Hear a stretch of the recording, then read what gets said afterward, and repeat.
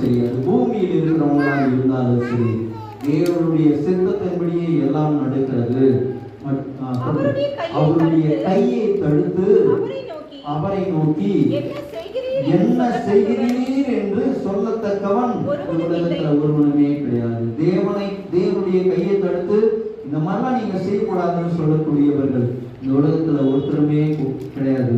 அவர் என்ன நினைக்கிறாரோ அது நடந்தே தீரும். அப்படியே 37வது வசனத்தை வாசிங்க. ஆகையால் நேபுகாத்நேச்சாராகிய நான் தேவனுடைய கிரிகள் எல்லாம்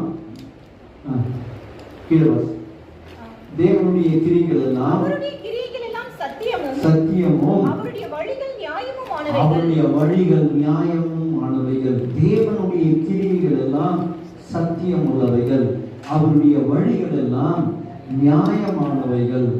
அகந்தையாய் நடக்கிறவர்களை தாழ்த்த அவராலே ஆகும்.